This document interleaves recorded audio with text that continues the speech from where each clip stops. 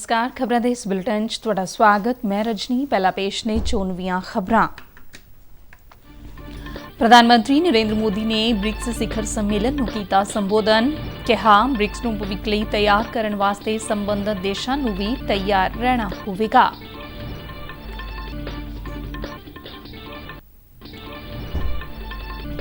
ਭਾਰਤ ਨੇ ਪੁਲਾੜ ਵਿਗਿਆਨ ਦੇ ਖੇਤਰ ਵਿੱਚ ਸਿਰਜਿਆ ਨਵਾਂ ਇਤਿਹਾਸ। ਚੰਦਰਮਾ ਤੇ ਦੱਖਣੀ ਧਰੁਵ ਤੇ ਲੈਂਡਰ ਉਤਾਰਨ ਵਾਲਾ ਭਾਰਤ ਵਿਸ਼ਵ ਦਾ ਬਣਿਆ ਪਹਿਲਾ ਦੇਸ਼। ਰਾਸ਼ਟਰਪਤੀ, ਉਪ ਰਾਸ਼ਟਰਪਤੀ ਅਤੇ ਪ੍ਰਧਾਨ ਮੰਤਰੀ ਨੇ ਇਸ ਬੇਮਿਸਾਲ ਕਾਮਯਾਬੀ ਲਈ ਇਸਰੋ ਨੂੰ ਦਿੱਤੀ ਵਧਾਈ।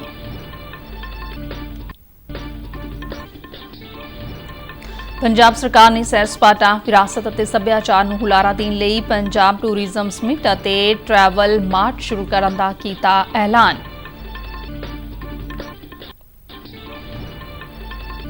ਪੰਜਾਬ ਸਰਕਾਰ ਵੱਲੋਂ ਮਹਿਲਾਵਾਂ ਦੇ ਸਸ਼ਕਤੀਕਰਨ ਨੂੰ ਯਕੀਨੀ ਬਣਾਉਣ ਲਈ ਲਿੰਗ ਆਧਾਰਿਤ ਬਜਟ ਸ਼ੁਰੂ ਕਰਨ ਦੀ ਯੋਜਨਾ।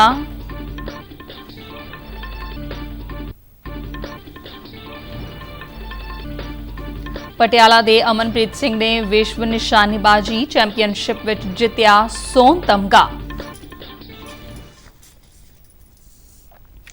ਹੁਣ ਖਬਰਾਂ ਵਿਸਥਾਰ ਨਾਲ।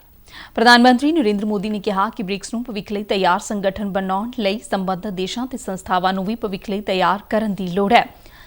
ਜੋਹਾਨਸਬਰਗ ਵਿੱਚ 15ਵੀਂ ਬ੍ਰਿਕਸ ਸੰਮੇਲਨ ਦੇ ਖੁੱਲ੍ਹੇ ਪਲੈਨਰੀ ਇਜਲਾਸ ਨੂੰ ਸੰਬੋਧਨ ਕਰਦਿਆਂ ਪ੍ਰਧਾਨ ਮੰਤਰੀ ਮੋਦੀ ਨੇ ਕਿਹਾ ਤਕਰੀਬਨ 2 ਦਹਾਕਿਆਂ ਦੌਰਾਨ ਬ੍ਰਿਕਸ ਨੇ ਇੱਕ ਲੰਬੀ ਅਤੇ ਸ਼ਾਨਦਾਰ ਯਾਤਰਾ ਕੀਤੀ ਅਤੇ ਇਸ ਯਾਤਰਾ ਵਿੱਚ ਬ੍ਰਿਕਸ ਨੇ ਬਹੁਤ ਸਾਰੀਆਂ ਉਪਲਬਧੀਆਂ ਹਾਸਲ ਕੀਤੀਆਂ ਨੇ। ਉਨ੍ਹਾਂ ਬ੍ਰਿਕਸ ਦੇ ਸਾਰੇ ਮੈਂਬਰ ਦੇਸ਼ਾਂ ਨੂੰ G20 ਵਿੱਚ ਅਫਰੀਕੀ ਯੂਨੀਅਨ ਨੂੰ ਸ਼ਾਮਲ ਕਰਨ ਲਈ ਸਮਰਥਨ ਕਰਨ ਦਾ ਸੱਦਾ ਦਿੱਤਾ। 16 में भारत की अध्यक्षता के दौरान हमने ब्रिक्स को building responsive, inclusive and collective solution से परिभाषित किया था। 7 साल बाद हम कह सकते हैं कि BRICS will be breaking barriers, revitalising economies, inspiring innovation, creating opportunities and shaping the future।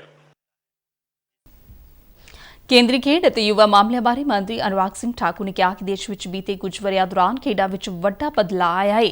ਉਹ ਕੱਲ੍ਹ ਜੈਪੁਰ ਦੇ ਸਵਾਈ ਮਾਨ ਸਿੰਘ ਸਟੇਡੀਅਮ ਵਿੱਚ ਰਾਜਸਥਾਨ ਦੇ 33 ਜ਼ਿਲ੍ਹਿਆਂ ਵਿੱਚ ਖੇਡੋ ਇੰਡੀਆ ਕੇਂਦਰਾਂ ਦਾ ਉਦਘਾਟਨ ਕਰਨ ਮਗਰੋਂ ਸਮਾਗਮ ਨੂੰ ਸੰਬੋਧਨ ਕਰ ਰਹੇ ਸਨ। ਠਾਕੁਰ ਨੇ ਕਿਹਾ ਕਿ ਖੇਡਾਂ ਵਿੱਚ ਬਦਲਾਅ ਲਿਆਉਣ ਲਈ ਖੇਡੋ ਇੰਡੀਆ ਦੀ ਵੱਡੀ ਭੂਮਿਕਾ ਰਹੀ ਹੈ। ਉਨ੍ਹਾਂ ਕਿਹਾ ਕਿ ਖੇਡ ਭਾਵੇਂ ਰਾਜ ਦਾ ਵਿਸ਼ਾ ਹੈ ਪਰ ਕੇਂਦਰ ਸਰਕਾਰ ਵੀ ਦੇਸ਼ ਵਿੱਚ ਖੇਡਾਂ ਨੂੰ ਉਤਸ਼ਾਹਿਤ ਕਰਨ ਲਈ ਲਗਾਤਾਰ ਯਤਨ ਕਰ ਰਹੀ ਹੈ। ਅਨੁਰਾਗ ਸਿੰਘ ਠਾਕੁਰ ਨੇ ਕਿਹਾ ਕਿ ਜੇ ਰਾਜ ਅਤੇ ਕੇਂਦਰ ਮਿਲ ਕੇ ਖੇਡਾਂ ਨੂੰ ਹੱਲਾਸ਼ੇਰੀ ਦੇਣ ਤੱਕ ਕੰਮ ਕਰਨਗੇ ਤਾਂ ਦੇਸ਼ ਦੇ ਖਿਡਾਰੀ ਵੀ ਕੌਮਾਂਤਰੀ ਮੁਕਾਬਲਿਆਂ ਵਿੱਚ ਯਕੀਨੀ ਤੌਰ ਤੇ ਬਿਹਤਰੀਨ ਪ੍ਰਦਰਸ਼ਨ ਕਰਨਗੇ। ਉਨ੍ਹਾਂ ਨੇ ਰਾਜ ਸਰਕਾਰਾਂ ਨੂੰ ਖੇਡ ਲਈ ਨਵੀਆਂ ਯੋਜਨਾਵਾਂ ਸ਼ੁਰੂ ਕਰਨ ਦਾ ਸੱਦਾ ਦਿੱਤਾ। ਕੇਂਦਰੀ ਮੰਤਰੀ ਨੇ ਕਿਹਾ ਕਿ ਦੇਸ਼ ਦੇ ਖਿਡਾਰੀਆਂ ਨੇ ਪਿਛਲੇ ਕੁਝ ਸਮੇਂ ਵਿੱਚ ਕੌਮਾਂਤਰੀ ਮੁਕਾਬਲਿਆਂ ਵਿੱਚ ਬਿਹਤਰੀਨ ਪ੍ਰਦਰਸ਼ਨ ਕੀਤਾ ਹੈ। मैं तो आने वाले सालों में इन खेलो इंडिया सेंटर्स का भी एक अलग ही कंपटीशन शुरू करवाने वाला हूँ। मैं देखने वाला हूँ कि देश के इन 1000 खेलो इंडिया सेंटर में अगर 35 जूडो के हैं, 32 वुशु के हैं, 30 हॉकी के हैं, कुछ और किसी गेम के, बॉक्सिंग के, तो क्या उनका भी आपस में कंपटीशन करवा कर देखा जाए कि किस फॉर्मर एथलीट ने सबसे बढ़िया सेंटर करवाया, ताकि उनको भी भविष्य में सम्मानित भी करे और उनके खिलाड़ियों को भी आगे बढ़ने का अवसर दिया जा सके। ਭਾਰਤ ਨੇ ਪੁਲਾੜ ਦੇ ਖੇਤਰ ਵਿੱਚ ਇੱਕ ਨਵਾਂ ਇਤਿਹਾਸ ਸਿਰਜਿਆ ਹੈ। ਭਾਰਤ ਦੇ ਮਿਸ਼ਨ ਚੰਦਰਮਾ ਅਧੀਨ ਚੰਦਰਯਾਨ 3 ਦੇ ਵਿਕਰਮ ਨੇ ਚੰਦਰਮਾ ਦੇ ਦੱਖਣੀ ਧਰੁਵ ਤੇ ਉਤਰ ਕੇ ਦੁਨੀਆ ਨੂੰ ਇਹ ਸੁਨੇਹਾ ਦਿੱਤਾ ਹੈ ਕਿ ਭਾਰਤ ਵਿਗਿਆਨ ਸਮੇਤ ਕਿਸੇ ਵੀ ਖੇਤਰ ਵਿੱਚ ਪਿੱਛੇ ਨਹੀਂ ਹੈ। ਇਸ ਮਹੱਤਵਪੂਰਨ ਸਫਲਤਾ ਨੇ ਭਾਰਤ ਲਈ ਪੁਲਾੜ ਖੋਜ ਵਿੱਚ ਰੁਕਾਵਟ ਨੂੰ ਤੋੜ ਦਿੱਤਾ ਹੈ। ਚੰਦਰਯਾਨ ਚੰਦਰਮਾ ਦੇ ਦੱਖਣੀ ਧਰੁਵ ਉੱਪਰ ਲੈਂਡਿੰਗ ਕਰਨ ਵਾਲਾ ਭਾਰਤ ਵਿਸ਼ਵ ਦਾ ਪਹਿਲਾ ਦੇਸ਼ ਬਣ ਗਿਆ ਹੈ। ਭਾਰਤ ਸਮੇਤ ਸਮੁੱਚਾ ਵਿਸ਼ਵ ਇਸ ਇਤਿਹਾਸਿਕ ਪਲ ਦਾ ਗਵਾਹ ਬਣਿਆ। आप अपनी स्क्रीन पे देख सकते हैं कि हम lander module People are applauding. Let us all wait to hear. Safely और सॉफ्टली चंद्रमा की सतह पे लैंड हो चुका है। ये हम लोगों के लिए बहुत ही ਸੋਮਨਾਥ ਨੇ ਸਫਲਤਾ ਵਿੱਚ ਸਹਿਯੋਗ ਲਈ ਸਾਰਿਆਂ ਦਾ ਧੰਨਵਾਦ ਕੀਤਾ। ਉਹਨਾਂ ਕਿਹਾ ਕਿ ਪਿਛਲੀ ਅਸਫਲਤਾ ਇੱਕ ਸਬਕ ਸੀ ਅਤੇ ਹੁਣ ਇਸ ਮਿਸ਼ਨ ਵਿੱਚ ਸਫਲਤਾ ਮਿਲ ਗਿਆ। ਉਹਨਾਂ ਕਿਹਾ ਕਿ ਉਹ ਚੰਦਰਮਾ ਦੀ ਧਰਤੀ ਤੇ ਚੰਦਰਯਾਨ 3 ਲੈਂਡਰ ਅਤੇ ਰੋਵਰ ਲਈ ਹੁਣ ਤੋਂ ਅਗਲੇ 14 ਦਿਨਾਂ ਦੀ ਉਡੀਕ ਕਰ ਰਹੇ ਨੇ ਅਤੇ ਲੈਂਡਰ ਤੋਂ ਹਾਸਲ ਡਾਟਾ ਦੀ ਸਮੀਖਿਆ ਤੋਂ ਬਾਅਦ ਰੋਵਰ ਪਰਿਆਨ ਰੋਲ ਡਾਊਨ ਹੋ ਜਾਵੇਗਾ। It's a work of last 4 years, but for Chandrayaan 2, that was a work of many years back. And the learning that we got from Chandrayaan 2 of our unsuccessful attempt to soft land has really helped us in perfecting the methodology and also to have large number of experiments plus to prove the process of landing, and it has paid dividends today. Honorable Prime Minister has mentioned it is not Chandrayaan 3 alone, it is for future scientific exploratory missions. This is the beginning of a golden era. ਪ੍ਰਧਾਨ ਮੰਤਰੀ ਨਰਿੰਦਰ ਮੋਦੀ ਇਸ ਇਤਿਹਾਸਿਕ ਪਲ ਨੂੰ ਦੇਖਣ ਲਈ ਦੱਖਣੀ Africa ਤੋਂ ਵਰਚੁਅਲ ਮਾਧਿਅਮ ਰਾਹੀਂ ਇਸ ਪ੍ਰੋਗਰਾਮ ਨਾਲ ਜੁੜੇ ਸਨ। ਉਹਨਾਂ ਨੇ ਇਸ ਸਫਲਤਾ ਲਈ ਵਿਗਿਆਨੀਆਂ ਨੂੰ ਵਧਾਈ ਦਿੱਤੀ ਅਤੇ ਕਿਹਾ ਕਿ ਅਸੀਂ ਚੰਦਰਮਾ ਤੇ ਪਹੁੰਚਣ ਲਈ ਜਿਹੜਾ ਸੰਕਲਪ ਲਿਆ ਸੀ ਉਸ ਨੂੰ ਸਾਕਾਰ ਕੀਤਾ ਹੈ। यह दिन हम सभी को एक उज्जवल भविष्य की ओर बढ़ने के लिए प्रेरित करेगा। ये दिन हमें अपने संकल्पों की सिद्धि का रास्ता दिखाएगा। ये दिन इस बात का प्रतीक है कि हार से सबक लेकर जीत कैसे हासिल की जाती है। एक बार फिर देश के सभी वैज्ञानिकों को बहुत बहुत बधाई। राष्ट्रपति द्रौपदी मुर्मू, उपराष्ट्रपति जगदीप धनखड़, रक्षा मंत्री राजनाथ सिंह, गृह मंत्री अमित शाह, सूचना ते प्रसारण मंत्री अनुराग सिंह ठाकुर ਅਤੇ ਭਾਰਤੀ ਜਨਤਾ ਪਾਰਟੀ ਦੇ ਕੌਮੀ ਪ੍ਰਧਾਨ ਜੇਪੀ ਨੱਡਾ ਨੇ ਵੀ ਇਸ ਇਤਿਹਾਸਿਕ ਸਫਲਤਾ ਲਈ ਇਸਰੋ ਦੀ ਟੀਮ ਨੂੰ ਵਧਾਈ ਦਿੱਤੀ ਹੈ। ਭਾਰਤੀ ਜਨਤਾ ਪਾਰਟੀ ਦੇ ਕੌਮੀ ਜਨਰਲ ਸਕੱਤਰ ਤਰੁਣ ਚੁਗ ਨੇ ਮੀਡੀਆ ਨਾਲ ਗੱਲਬਾਤ ਕਰਦਿਆਂ ਕਿਹਾ ਕਿ ਇਹ ਪਲ ਦੇਸ਼ ਦੇ 140 ਕਰੋੜ ਲੋਕਾਂ ਲਈ ਬੜਾ ਇਤਿਹਾਸਿਕ ਪਲ ਹੈ। ਇਸ ਉਪਲਬਧੀ ਨਾਲ ਭਾਰਤ ਨੇ ਇੱਕ ਨਵਾਂ ਇਤਿਹਾਸ ਬਣਾਇਆ ਹੈ। ਪੁਲਾੜ ਵਿੱਚ ਸਫਲਤਾ ਇਹ ਸਾਬਤ ਕਰਦੀ ਹੈ ਕਿ ਆਜ਼ਾਦੀ ਦੇ ਅੰਮ੍ਰਿਤ ਕਾਲ ਵਿੱਚ ਭਾਰਤ ਆਤਮ ਨਿਰਭਰ ਤੇ ਮਜ਼ਬੂਤ ਰਾਸ਼ਟਰ ਬਣਨ ਵੱਲ ਵਧ ਰਿਹਾ ਹੈ।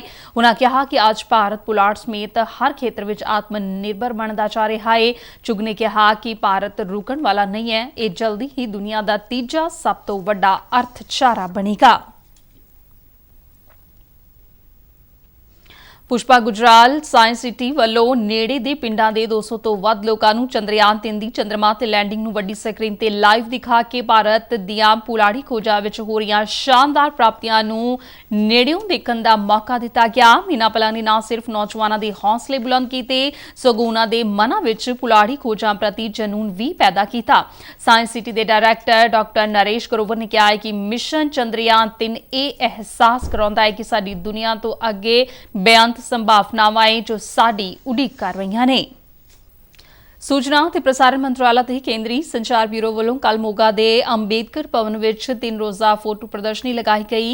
9 साल सेवा सुशासन गरीब भलाई सुरलेख हेठ इस प्रदर्शनी का डिप्टी कमिश्नर कुलवंत सिंह ने रस्मी उद्घाटन किया। प्रदर्शनी वेखण आए लोगों ते विद्यार्थियों को संबोधन करदिआं डिप्टी कमिश्नर ने कहा कि इस प्रदर्शनी विच केंद्र सरकार वालों आम जनता लई बनाईआं गईआं भलाई स्कीमां अते पिछले 9 सालां विच दर्ज कीतीआं गईआं प्राप्तियां नूं इन्फोग्राफिक फोटोआं राही विखाया गया है। मंत्रालय की इस प्रदर्शनी की मॉडल अफसर राजेश बाली ने दस्सिया है कि विभाग वालों अजिहियां प्रदर्शनियां पंजाब समेत देश भर विच वख-वख थावां ते लगाईआं जा रहीआं ने तां जो आम लोग देख अते समझ सकन साडा देश किस तरह तरक्की दीआं नवीआं बुलंदियां नूं छू रिहा है। ये फोटो प्रदर्शनी 25 अगस्त तक जारी रहेगी ते इस विच आम लोकां दा दाखला बिल्कुल फ्री होवेगा। पंजाब सरकार ने सूबे की अमीर विरासत रिवायतां कलां दे रूपां अते रीति रिवाजां दे प्रसार लई अपनी किस्म दे पहले पंजाब टूरिज्म समिट ते ट्रैवल मार्ट शुरू करन दा ऐलान कीता है।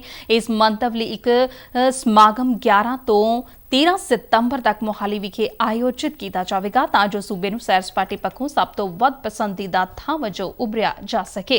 ਪੰਜਾਬ ਦੀ ਸੈਰ ਸਪਾਟਾ ਮੰਤਰੀ ਅਨਮੋਲ ਗਗਨ ਮਾਨ ਨੇ ਕਿਹਾ ਕਿ ਪੰਜਾਬ ਸਰਕਾਰ ਸੂਬੇ ਵਿੱਚ ਸੈਰ ਸਪਾਟੇ ਨੂੰ ਹੁਲਾਰਾ ਦੇਣ ਲਈ ਲਗਾਤਾਰ ਕੰਮ ਕਰ ਰਹੀ ਹੈ, ਜਿਸ ਨਾਲ ਅੰਤਰਰਾਸ਼ਟਰੀ ਅਤੇ ਘਰੇਲੂ ਦੋਵਾਂ ਖੇਤਰਾਂ ਵਿੱਚ ਸੈਲਾਨੀਆਂ ਦੀ ਗਿਣਤੀ ਵਿੱਚ ਵਾਧਾ ਹੋਵੇਗਾ। ਉਨ੍ਹਾਂ ਕਿਹਾ ਕਿ ਪੰਜਾਬ ਟਰੈਵਲ ਮਾਰਟ ਦਾ ਉਦੇਸ਼ ਦੇਸ਼ ਦੇ ਅਗਾਵਧੂ ਸੈਰ ਸਪਾਟਾ ਪੇਸ਼ਾਵਰਾਂ ਨੂੰ ਪੰਜਾਬ ਲਿਆਉਣਾ ਅਤੇ ਸੂਬੇ ਨੂੰ ਚੋਟੀ ਦੇ ਸੈਰ ਸਪਾਟਾ ਸਥਾਨ ਵਜੋਂ ਸ਼ਾਮਲ ਕਰਨਾ ਹੈ। ਉਨ੍ਹਾਂ ਕਿਹਾ ਕਿ ਪੰਜਾਬ ਦੇ 5 ਸ਼ਹਿਰ ਅੰਮ੍ਰਿਤਸਰ, ਰੂਪਨਗਰ, ਲੁਧਿਆਣਾ, ਪਟਿਆਲਾ ਤੇ ਫਤਿਹਗੜ੍ਹ ਸਾਹਿਬ ਵਿਦੇਸ਼ੀ ਸੈਲਾਨੀਆਂ ਲਈ ਚੋਟੀ ਦੇ ਸਥਾਨਾਂ ਵਜੋਂ ਉਭਰੇ ਨੇ ਅਤੇ ਸੈਰ ਸਪਾਟਾ ਵਿਭਾਗ ਸੂਬੇ ਨੂੰ ਭਾਰਤੀ ਸੈਰ ਸਪਾਟੇ ਵਿੱਚ ਮੋਹਰੀ ਬਣਾਉਣ ਅਤੇ ਸਾਲ 2030 ਤੱਕ ਇਸ ਨੂੰ ਪ੍ਰਮੁੱਖ ਅੰਤਰਰਾਸ਼ਟਰੀ ਸੈਰ ਸਪਾਟਾ ਸਥਾਨ ਬਣਾਉਣ ਦੀ ਦਿਸ਼ਾ ਵੱਲ ਤੇਜ਼ੀ ਨਾਲ ਅੱਗੇ ਵਧ ਰਿਹਾ ਹੈ। ਪੰਜਾਬ ਦੀ ਸਮਾਜਿਕ ਸੁਰੱਖਿਆ, ਮਹਿਲਾ ਤੇ ਬਾਲ ਵਿਕਾਸ ਮੰਤਰੀ ਡਾਕਟਰ ਬਲਜੀਤ ਕੌਰ ਨੇ ਕਿਹਾ ਕਿ ਪੰਜਾਬ ਸਰਕਾਰ ਵੱਲੋਂ ਮਹਿਲਾਵਾਂ ਦੇ ਆਰਥਿਕ ਸਸ਼ਕਤੀਕਰਨ ਦੀ ਵਚਨਬੱਧਤਾ ਦੇ ਮੱਦੇਨਜ਼ਰ ਮਹਿਲਾਵਾਂ ਨਾਲ ਜੁੜੀਆਂ ਭਲਾਈ ਅਤੇ ਵਿਕਾਸ ਯੋਜਨਾਵਾਂ ਨੂੰ ਮਜ਼ਬੂਤੀ ਨਾਲ ਲਾਗੂ ਕੀਤਾ ਜਾ ਰਿਹਾ ਹੈ। ਚੰਡੀਗੜ੍ਹ ਵਿੱਚ ਸੂਬੇ ਦੇ ਵੱਖ-ਵੱਖ ਵਿਭਾਗਾਂ ਵਿੱਚ ਜੈਂਡਰ ਬਜਟ ਨੂੰ ਲਾਗੂ ਕਰਨ ਲਈ ਨੂਡਲ ਅਫਸਰਾਂ ਦੀ ਇੱਕ ਸਿਖਲਾਈ ਵਰਕਸ਼ਾਪ ਨੂੰ ਸੰਬੋਧਨ ਕਰਦਿਆਂ ਉਨ੍ਹਾਂ ਕਿਹਾ ਕਿ ਮਹਿਲਾਵਾਂ ਦੇ ਸਸ਼ਕਤੀਕਰਨ ਲਈ ਚੱਲ ਰਹੀਆਂ ਯੋਜਨਾਵਾਂ ਨੂੰ ਸੁਚੱਜੇ ਢੰਗ ਨਾਲ ਲਾਗੂ ਕੀਤਾ ਜਾਵੇਗਾ ਤਾਂ ਜੋ ਵੱਧ ਤੋਂ ਵੱਧ ਯੋਗ ਲਾਭਪਾਤਰੀ ਤੱਕ ਇਹਨਾਂ ਦੇ ਲਾਭ ਪਹੁੰਚ ਸਕਣ। ਉਨ੍ਹਾਂ ਕਿਹਾ ਕਿ ਸਰਕਾਰ ਨੇ ਜੈਂਡਰ ਬਜਟ ਤੇ ਆਧਾਰਿਤ ਸਿਖਲਾਈ ਵਰਕਸ਼ਾਪ ਨਾਲ ਇੱਕ ਵਿਆਪਕ ਪ੍ਰਕਿਰਿਆ ਸ਼ੁਰੂ ਕੀਤੀ ਹੈ ਤਾਂ ਜੋ ਜੈਂਡਰ ਬਜਟ ਨੂੰ ਲਾਗੂ ਕਰਨ ਲਈ ਵਿਭਾਗੀ ਸਟਾਫ ਨੂੰ ਸੰਵੇਦਨਸ਼ੀਲ ਬਣਾਇਆ ਜਾ ਸਕੇ। ਉਨ੍ਹਾਂ ਕਿਹਾ ਕਿ ਜੈਂਡਰ ਬਜਟ ਇੱਕ ਅਜਿਹਾ ਪ੍ਰਭਾਵਸ਼ਾਲੀ ਸਾਧਨ ਹੈ ਜੋ ਲਿੰਗ ਆਧਾਰਿਤ ਨਾ ਬਰਾਬਰੀ ਨੂੰ ਖਤਮ ਕਰਨ ਤੇ ਸਰੋਤਾਂ ਦੀ ਬਰਾਬਰ ਵੰਡ ਕਰਨ ਵਿੱਚ ਸਹਾਇਕ ਹੋਵੇਗਾ। ਪੰਜਾਬ ਸਰਕਾਰ ਨੇ ਸੂਬੇ ਦੇ ਕਿਸਾਨਾਂ ਦੀ ਗੰਨੇ ਦੀ ਫਸਲ ਦੇ ਬਕਾਇਆਂ ਦੀ ਜਲਦੀ ਤੋਂ ਜਲਦੀ ਅਦਾਇਗੀ ਕਰਨ ਦੀਆਂ ਹਿਦਾਇਤਾਂ ਜਾਰੀ ਕੀਤੀਆਂ ਨੇ। ਖੇਤੀਬਾੜੀ ਤੇ ਕਿਸਾਨ ਭਲਾਈ ਮੰਤਰੀ ਗੁਰਮੀਤ ਸਿੰਘ ਖੁੱਡੀਆ ਨੇ ਸੰਗਰੂਰ ਅਤੇ ਕਪੂਰਥਲਾ ਜ਼ਿਲ੍ਹਿਆਂ ਦੇ ਡਿਪਟੀ ਕਮਿਸ਼ਨਰਾਂ ਨੂੰ ਕਿਹਾ ਕਿ ਉਨ੍ਹਾਂ ਦੇ ਜ਼ਿਲ੍ਹਿਆਂ ਵਿੱਚ ਪੈਂਦੀਆਂ ਨਿੱਜੀ ਖੰਡ ਮਿੱਲਾਂ ਵੱਲੋਂ ਗੰਨੇ ਦੀ ਫਸਲ ਦੇ ਸਾਰੇ ਬਕਾਏ ਕਿਸਾਨਾਂ ਨੂੰ ਜਲਦੀ ਤੋਂ ਜਲਦੀ ਦਿਵਾਏ ਜਾਣ ਦੇ ਕੰਮ ਨੂੰ ਯਕੀਨੀ ਬਣਾਇਆ ਜਾਵੇਗਾ। ਖੁੱਡੀਆ ਦੇ ਮਾਲਵਾ ਤੇ ਦੁਆਬਾ ਖੇਤਰ ਦੇ ਗੰਨਾ ਕਾਸ਼ਤਕਾਰਾਂ ਦੇ ਇੱਕ ਵਫਦ ਨਾਲ ਮੁਲਾਕਾਤ ਦੌਰਾਨ ਭਰੋਸਾ ਦਿੱਤਾ ਗਿਆ ਕਿ ਗੰਨੇ ਦੇ ਬਕਾਏ ਦੀ ਅਦਾਇਗੀ ਜਲਦੀ ਤੋਂ ਜਲਦੀ ਕੀਤੇ ਜਾਣ ਦੇ ਕੰਮ ਨੂੰ ਯਕੀਨੀ ਬਣਾਇਆ ਜਾਵੇਗਾ। ਉਨ੍ਹਾਂ ਕਪੂਰਥਲਾ ਦੇ deputy commissioner captain Karnal Singh ਨੂੰ ਹਦਾਇਤ ਕੀਤੀ ਕਿ ਫਗਵਾੜਾ ਦੀ ਖੰਡ ਮਿਲ ਵੱਲੋਂ ਕਿਸਾਨਾਂ ਦੇ ਗੰਨੇ ਦੇ ਬਕਾਏ ਦੀ ਅਦਾਇਗੀ ਲਈ ਲੋੜ ਪੈਣ ਤੇ ਮਿਲ ਮਾਲਕ ਦੀਆਂ ਜਾਇਦਾਦਾਂ ਦੀ ਸ਼ਨਾਖਤ ਕਰਕੇ ਉਨ੍ਹਾਂ ਨੂੰ ਜ਼ਬਤ ਕੀਤਾ ਜਾਵੇ। ਉਨ੍ਹਾਂ ਸੰਗਰੂਰ ਦੇ ਡਿਪਟੀ ਕਮਿਸ਼ਨਰ ਜਤਿੰਦਰ ਜੋਰਵਾਲ ਨੂੰ ਹਦਾਇਤ ਕੀਤੀ ਹੈ ਕਿ ਉਹ ਭਗਵਾਨਪੁਰਾ ਖੰਡ ਮਿਲ ਤੋਂ ਕਿਸਾਨਾਂ ਦੇ ਕੁੱਲ ਬਕਾਏ ਵਿੱਚ ਘੱਟੋ-ਘੱਟ 1 ਕਰੋੜ ਰੁਪਏ ਦੀ ਅਦਾਇਗੀ ਨੂੰ ਫੌਰੀ ਤੌਰ ਤੇ ਯਕੀਨੀ ਬਣਾਉਣ ਲਈ ਜ਼ਰੂਰੀ ਕਦਮ ਚੁੱਕਣ। ਮਿਜ਼ੋਰਮ ਵਿੱਚ ਕੁਰੰਗ ਦਰਿਆ ਤੇ ਉਸਾਰੀ ਅਧੀਨ ਰੇਲਵੇ ਪੁਲ ਦੇ ਢਹਿ ਜਾਣ ਕਾਰਨ ਘੱਟੋ-ਘੱਟ 26 ਮਜ਼ਦੂਰਾਂ ਦੀ ਮੌਤ ਹੋ ਗਈ ਹੈ ਜਦਕਿ 3 ਹੋਰ ਜ਼ਖਮੀ ਹੋ ਗਏ ਨੇ। ਸਰਕਾਰੀ ਸੂਤਰਾਂ ਨੇ ਦੱਸਿਆ ਹੈ ਕਿ ਇਹ ਹਾਦਸਾ ਬੇਰਾਬੀ ਸਾਰੰਗ ਨੂੰ ਜੋੜਨ ਵਾਲੇ ਪੁਲ ਦੇ ਡਿੱਗਣ ਨਾਲ ਹੋਇਆ। ਹੁਣ ਤੱਕ 18 ਵਿਅਕਤੀਆਂ ਦੀਆਂ ਮ੍ਰਿਤਕ ਦੇਹਾਂ ਬਰਾਮਦ ਕੀਤੀਆਂ ਜਾ ਚੁੱਕੀਆਂ ਨੇ ਤੇ ਬਾਕੀ ਦੀਆਂ ਦੇਹਾਂ ਬਰਾਮਦ ਕੀਤੀਆਂ ਜਾ ਰਹੀਆਂ ਨੇ। ਉਪ ਰਾਸ਼ਟਰਪਤੀ ਜਗਦੀਪ ਧਨਖੜ ਨੇ ਇਸ ਹਾਦਸੇ ਵਿੱਚ ਜਾਨਾਂ ਗਵਾਉਣ ਵਾਲੇ ਮਜ਼ਦੂਰਾਂ ਦੇ ਪਰਿਵਾਰਾਂ ਨਾਲ ਦੁੱਖ ਪ੍ਰਗਟ ਕੀਤਾ। ਪ੍ਰਧਾਨ ਮੰਤਰੀ ਨਰਿੰਦਰ ਮੋਦੀ ਨੇ ਵੀ ਇਸ ਹਾਦਸੇ ਤੇ ਦੁੱਖ ਪ੍ਰਗਟਾਉਂਦਿਆਂ ਮ੍ਰਿਤਕਾਂ ਦੇ ਪਰਿਵਾਰਾਂ ਨਾਲ ਹਮਦਰਦੀ ਜ਼ਾਹਰ ਕੀਤੀ ਹੈ। ਪ੍ਰਧਾਨ ਮੰਤਰੀ ਮੋਦੀ ਨੇ ਮ੍ਰਿਤਕਾਂ ਦੇ ਵਾਰਸਾਂ ਨੂੰ 2-2 ਲੱਖ ਰੁਪਏ ਤੇ ਜ਼ਖਮੀਆਂ ਨੂੰ 50-50 ਹਜ਼ਾਰ ਰੁਪਏ ਦੀ ਮਾਲੀ ਸਹਾਇਤਾ ਦੇਣ ਦਾ ਐਲਾਨ ਕੀਤਾ ਹੈ। ਪੰਜਾਬ ਦੇ ਖੇਡ ਮੰਤਰੀ ਗੁਰਮੀਤ ਸਿੰਘ ਮੀਥੀਅਰ ਨੇ ਨਿਸ਼ਾਨੇਬਾਜ਼ੀ ਵਿੱਚ ਸੋਨ ਤਮਗਾ ਜਿੱਤਣ ਵਾਲੀ ਪਟਿਆਲੇ ਦੀ ਨਿਸ਼ਾਨਬਾਜ਼ ਅਮਨਪ੍ਰੀਤ ਸਿੰਘ ਨੂੰ ਵਧਾਈ ਦਿੱਤੀ ਹੈ। ਅਮਨਪ੍ਰੀਤ ਸਿੰਘ ਨੇ ਬਾਕੂ ਵਿਖੇ ਚੱਲ ਰਹੀ ISSF ਵਿਸ਼ਵ ਚੈਂਪੀਅਨਸ਼ਿਪ ਵਿੱਚ ਮਰਦਾਂ ਦੇ ਸਟੈਂਡਰਡ ਪਿਸਟਲ ਮੁਕਾਬਲੇ ਵਿੱਚ 577 ਸਕੋਰ ਨਾਲ ਸੋਨ ਤਮਗਾ ਜਿੱਤਿਆ। ਇਸ ਵਿਸ਼ਵ ਚੈਂਪੀਅਨਸ਼ਿਪ ਵਿੱਚ ਭਾਰਤ ਵੱਲੋਂ ਜਿੱਤਿਆ ਗਿਆ ਇਹ 5ਵਾਂ ਸੋਨ ਤਮਗਾ ਹੈ। ਮੀਥੀਅਰ ਨੇ ਛੋਟੀ ਉਮਰ ਵਿੱਚ ਹੀ ਵੱਡੀ ਪ੍ਰਾਪਤੀ ਕਰਕੇ ਅਮਨਪ੍ਰੀਤ ਨੇ ਸੂਬੇ ਤੇ ਦੇਸ਼ ਦਾ ਨਾਂ ਰੋਸ਼ਨ ਕੀਤਾ ਹੈ। ਅਮਨਪ੍ਰੀਤ ਨੇ ਪਿੱਛੇ ਜਿਹੇ ਜਰਮਨੀ ਵਿਖੇ ਹੋਏ ਜੂਨੀਅਰ ਵਿਸ਼ਵ ਕੱਪ ਵਿੱਚ ਵੀ ਸੋਨ ਤਮਗਾ ਹਾਸਲ ਕੀਤਾ ਸੀ। ਖਬਰਾਂ ਦੇ ਬੁਲੇਟਿਨ ਸਾਡੇ ਦਰਸ਼ਕ RNU DDK ਜਲੰਧਰ ਦੇ YouTube ਚੈਨਲ, Facebook ਪੇਜ ਤੇ Twitter ਹੈਂਡਲ ਤੇ ਵੀ ਦੇਖ ਸਕਦੇ ਨੇ। ਬੁਲੇਟਿਨ ਦੇ ਅਖੀਰ ਵਿੱਚ ਚੋਣਵੀਆਂ ਖਬਰਾਂ ਇੱਕ ਵਾਰ ਫਿਰ ਤੋਂ। ਪ੍ਰਧਾਨ ਮੰਤਰੀ ਨਰਿੰਦਰ ਮੋਦੀ ਨੇ ਬ੍ਰਿਕਸ ਸਿਖਰ ਸੰਮੇਲਨ ਨੂੰ ਕੀਤਾ ਸੰਬੋਧਨ। ਕਿਹਾ ਬ੍ਰਿਕਸ ਨੂੰ ਭਵਿੱਖ ਲਈ ਤਿਆਰ ਕਰਨ ਵਾਸਤੇ ਸੰਬੰਧਿਤ ਦੇਸ਼ਾਂ ਨੂੰ ਵੀ ਤਿਆਰ ਰਹਿਣਾ ਹੋਵੇਗਾ।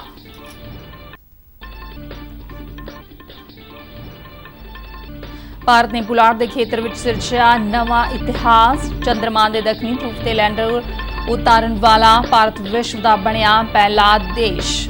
ਰਾਸ਼ਟਰਪਤੀ, ਉਪ ਰਾਸ਼ਟਰਪਤੀ ਤੇ ਪ੍ਰਧਾਨ ਮੰਤਰੀ ਨੇ ਇਸ ਬੇਮਿਸਾਲ ਕਾਮਯਾਬੀ ਲਈ ਇਸਰੋ ਨੂੰ ਦਿੱਤੀ ਵਧਾਈ।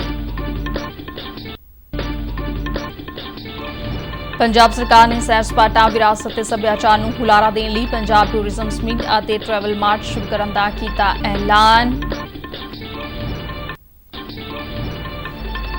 ਪੰਜਾਬ ਸਰਕਾਰ ਵੱਲੋਂ ਮਹਿਲਾਵਾਂ ਦੇ ਸਸ਼ਕਤੀਕਰਨ ਨੂੰ ਯਕੀਨੀ ਬਣਾਉਣ ਲਈ ਲਿੰਗ ਆਧਾਰਿਤ ਬਜਟ ਸ਼ੁਰੂ ਕਰਨ ਦੀ ਯੋਜਨਾ।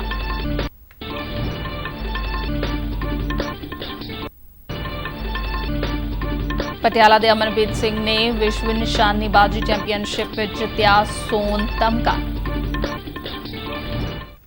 ਇਸ ਦੇ ਨਾਲ ਹੀ ਖਬਰਾਂ ਦਾ ਬੁਲੇਟਿਨ ਖਤਮ ਹੋਇਆ। ਦਿਓ ਆਗਿਆ। ਨਮਸਕਾਰ।